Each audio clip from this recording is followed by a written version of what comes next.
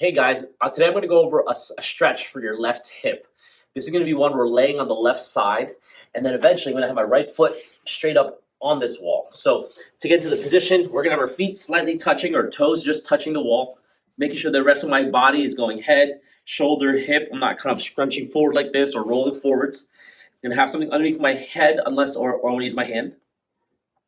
I'm going to have my right leg straight here. So all I'm doing is just going straight up. I'm not going backwards or forwards or bending or anything. So it's going straight up.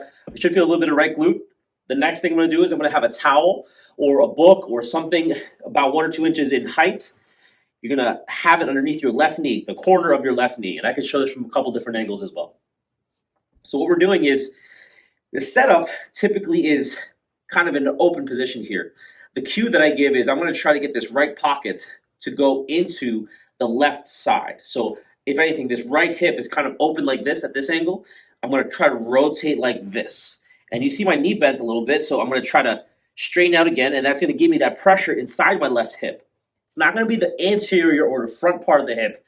That's a little bit different. That's a little bit of a hip impingement. If you feel that, you can move your body away from a little bit to get a little more space for your hip. So we're trying to get a stretch on the side or the back side of your left hip, not the front. So what we're doing is, we're getting this stretch. We're just passively here, right? This is pushing and rolling in this direction to get into this left hip. So we're holding that position. And then we're breathing. So inhale and exhale. The next thing we're going to do is we're going to make the next progression. We're going to try to do it without the block or the support here.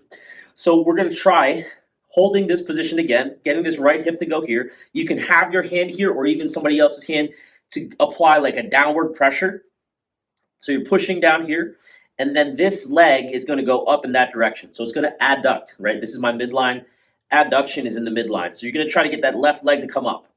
You can help yourself by holding the outside of your left knee, making sure that this doesn't rotate out, right? I'm not moving anything. This stays still. This is going to be the one to go up.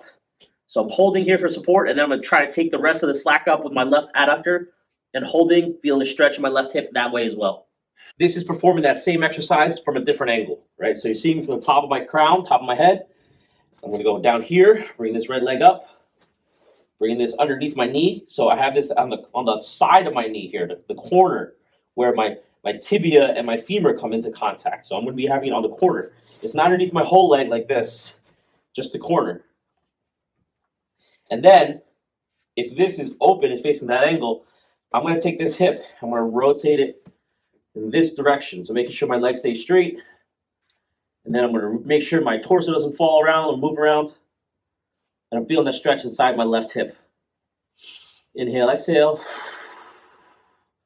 I can make sure I get a little more pressure in that left hip by trying to turn things more this way.